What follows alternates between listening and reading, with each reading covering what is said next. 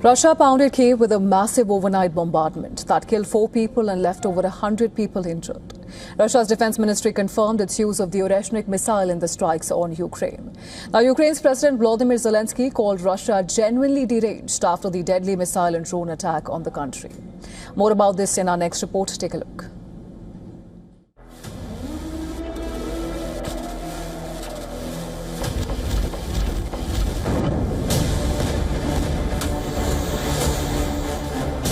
Buildings reduced to rubble, people running for their lives, and a skyline filled with smoke.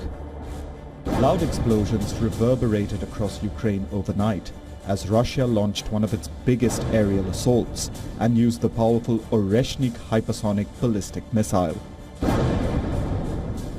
Multiple rounds of explosions rang in the Ukrainian capital Kyiv as Moscow unleashed one of its largest barrages in the more than 4-year-long war. A residential building located close to the government district shook from the explosions as dozens of people took shelter in an underground metro station in central Kyiv. This is, of course, horrible. It is horrible what Russia is doing, that it is trying to destroy us, that it gives us no chance at life, but we have no other option. We have to endure all of this. Emergency responders continue to race against time to save Kyiv residents, and Ukrainian President Volodymyr Zelensky is visiting the locations hit overnight. Zelensky has slammed Russian President Vladimir Putin for unleashing the Oreshnik hypersonic missile in the deadly strikes. Ukraine's Air Force says the overnight Russian barrage involved 600 drones and 90 missiles. The Russian army confirmed it had launched the Oreshnik at Ukraine for just the 3rd time in the war. Russia's Oreshnik is a high-speed, maneuverable missile designed to overwhelm air defenses. What makes the missile stand out is its multiple independently targetable re-entry vehicles, or MIRVs.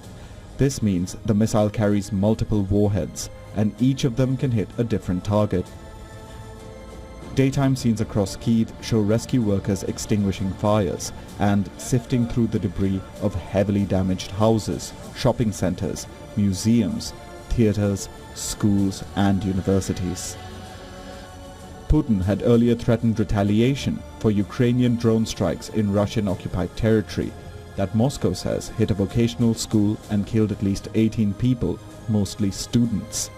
However, European leaders reacted to the massive strike by saying the salvo showed Russia's desperation. Moscow has also hit Ukraine almost daily with barrages of missiles and drones, impacting its energy infrastructure. Meanwhile, Kyiv has recently expanded its drone capabilities and stepped up strikes across Russian territories, including residential areas and oil export infrastructure.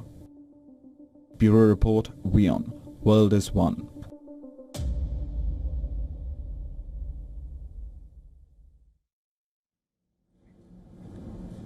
And to discuss more, joining us live from Washington, D.C. is John Erat. He's a Senior Policy Director for the Center for Arms Control and Non-Proliferation and a former member of the U.S. delegation to NATO.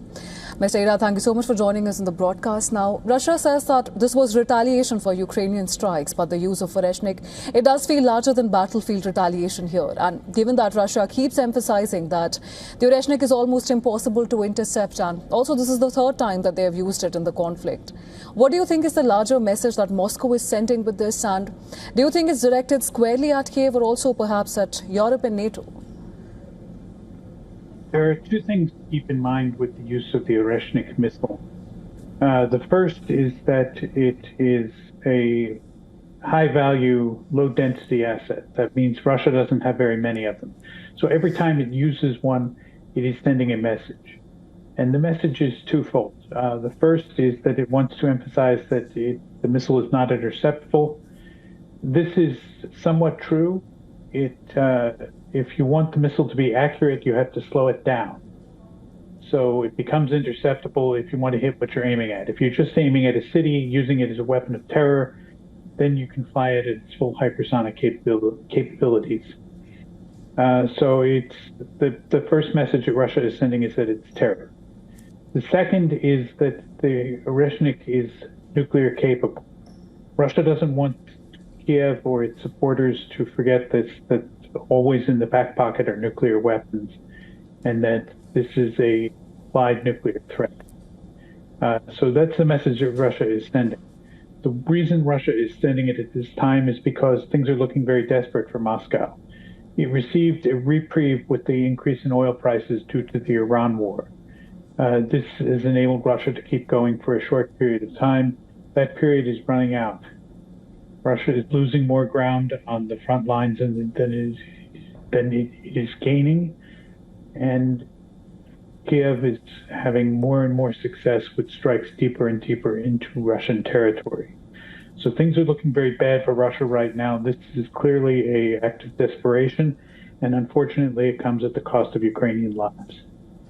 Right, and we have heard strong condemnation from European leaders after these strikes. But beyond statements, is Europe actually prepared for a longer and more dangerous phase of this war? Because every time Russia deploys a more advanced systems without facing, a dramatically stronger Western response, it does risk expanding the escalation envelope here. There is important Western support, particularly intelligence and targeting information, that is going from both Europe and the United States to Ukraine at this time. But the increase in capabilities, the ability to strike deeper and deeper into Russia, that is homegrown in Ukraine. So Ukraine is in effect fighting and winning this war without very much help from the West, without very much help from the outside. More and more this is the case, and that is making this war more difficult for Russia to win all the time. Right, we hear you, Mr. Irath, and those are, of course, some very valid points there. But, of course, we'll have to wait and see how this goes from here. But for now, thank you so much for joining us on the broadcast and sharing your perspective with us. You're very welcome.